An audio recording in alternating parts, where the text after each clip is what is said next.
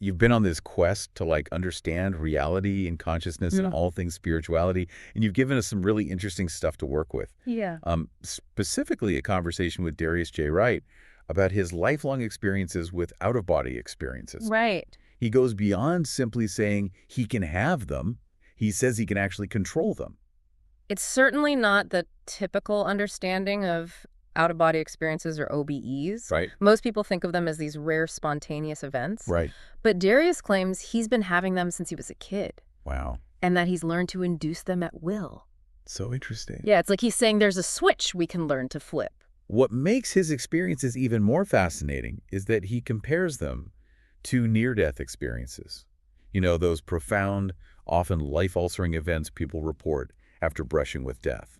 While near-death experiences themselves are still shrouded in mystery with a range of scientific theories attempting to explain them, they are usually considered a one-time occurrence. Right. Darius, however, seems to be suggesting a parallel between the two, Okay. with the key difference being that OBEs, in his view, can be intentionally controlled. So let's dive into what Darius actually experiences during these OBEs. Okay. His description of what he calls the other side is surprisingly vivid and, well, physical. Yeah. He doesn't talk about some vague, ethereal realm, Right. but rather a place with tangible sensations and even interactions. Mm. He even suggests there's a distinct feeling of physical contact. That definitely challenges the common perception of an afterlife as purely spiritual or formless. Yeah. What's fascinating here is that Darius's description seems to point to the idea of a physical soul inhabiting a physical reality beyond our own. Yeah. This raises some intriguing questions about the nature of consciousness and what happens after death. Okay, so if we're talking about this other side as a tangible reality, it makes his concept of a construct even more mind-boggling. Can you explain what he means by that? He describes this construct as an intricately designed system that governs our reality. Think of it like a blueprint or a cosmic architecture that dictates the rules and parameters of our existence. He actually draws a parallel between the way our bodies are designed and the design of this construct, as if to say they're both products of intelligent engineering. If we connect this to the bigger picture, the idea of a designed reality has been around for centuries. Right. Ancient philosophers like Plato proposed a realm of perfect forms that served as a blueprint for our physical world. Right. Yeah. And of course, many religions have long held the belief in a divine creator who shaped the universe. Yeah. What's interesting is that Darius's concept also echoes modern theories like the simulation hypothesis, which suggests our reality might be a highly advanced computer program. It's wild to think about. It is. So within this construct, Darius claims he can access these records. He mentions soul records, creation records, even realm records. He even uses specific terms like halls of Manti and cathedral records. It almost sounds like a library on the other side. It certainly evokes that image. Yeah. And it raises the question, What are they? what are these records and how do they fit into our understanding of consciousness and spirituality? Right. Are they similar to the concept of the Akashic Records, a theoretical compendium of all universal events and knowledge? Or perhaps they're a manifestation of Jungian archetypes, those universal patterns of thought and behavior embedded in our collective unconscious. It's like he's describing a whole other layer of reality that we're usually not privy to. Right. But he also talks about our connection to this other realm through our electromagnetic field. Okay. He claims this field gets weakened in the physical world like it's under some sort of constant attack. This seems to link with ideas around bioenergy fields and energy healing practices. Yeah. It suggests that our physical and spiritual well-being are intertwined with this energy field that surrounds us. And by strengthening this field, Darius claims we can awaken dormant cells within us, leading to a profound transformation, almost like being born again. It's a fascinating idea. It is. If our electromagnetic field is indeed a bridge between our physical and spiritual selves, then perhaps strengthening it could lead to an expanded state of consciousness and a deeper connection to this other side Darius describes. Darius also suggests that this ability to strengthen our electromagnetic field and experience OBEs is linked to the very reason we incarnate here on Earth. Yeah, this part was really interesting. He suggests that incarnation itself is unique to the earthly realm, and that we choose to come here to experience that which we are not. It's like we're intentionally immersing ourselves in a reality of limitations and duality to gain a deeper understanding of ourselves and the universe. That's a fascinating perspective. It resonates with philosophical concepts like the shadow self, the idea that we have hidden aspects of ourselves that we need to confront and integrate to become whole, Perhaps by experiencing limitation, we learn to appreciate the boundless nature of our true selves. It's like we're deliberately putting ourselves through a cosmic obstacle course to expand our awareness and gain a unique kind of perceptual wisdom that can only come from experiencing contrast. But if we're choosing to come here to experience limitation, does that mean we also have a predetermined path or purpose? Well, Darius does introduce the concept of a soul mission, a specific purpose that each of us is meant to fulfill during our lifetime. He even describes receiving guidance from a deceased relative about his own soul mission. He actually mentions his Uncle Bob appearing to him during an OBE and offering this profound message about his life's purpose.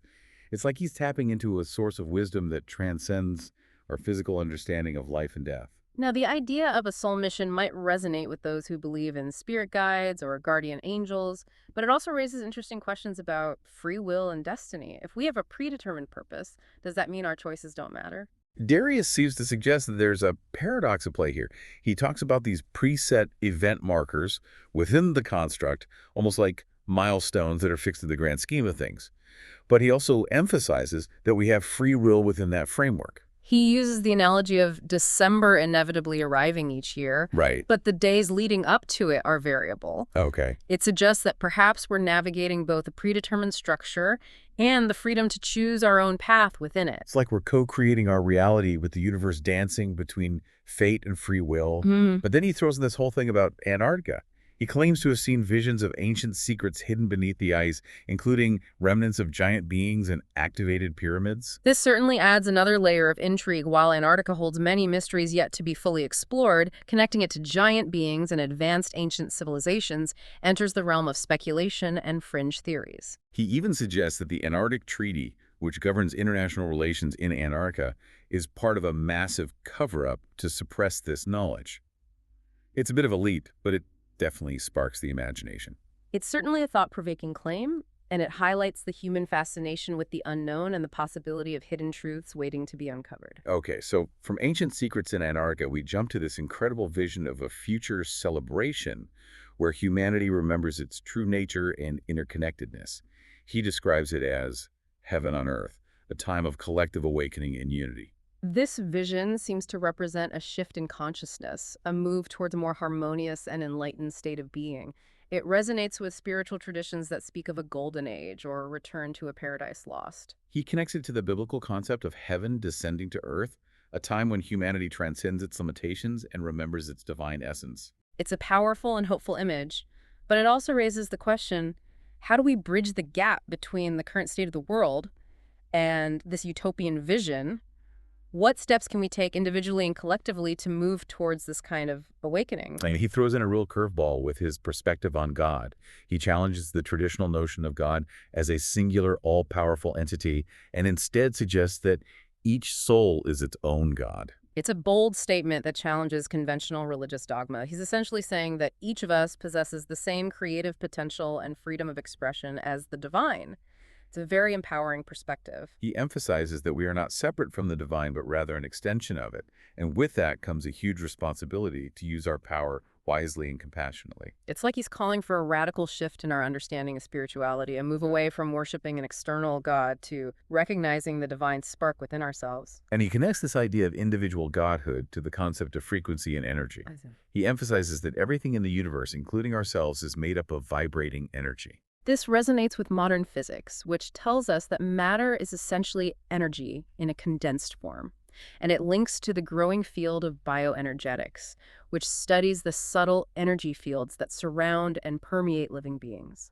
He even talks about the power of words to influence reality, connecting it to concepts of manifestation and self-healing. This is where it gets really interesting. If we are indeed beings of energy and our thoughts and words carry a specific frequency, then it stands to reason that they could have an impact on our reality. He actually suggests that our words have the power to create and heal.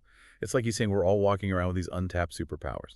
It's a concept that's found in many spiritual traditions, from ancient wisdom to modern New Age philosophies, and it's starting to gain traction in scientific circles as well, with research exploring the effects of sound and intention on matter.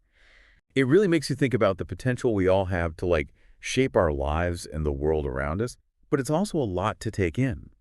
We've covered everything from controlled out-of-body experiences to ancient secrets in Antarctica, from soul missions to the idea that we're each our own God. So where do we go from here? What are the key takeaways from all of this? Well, first and foremost, it's important to remember that we've been exploring one person's unique experiences and interpretations. Right.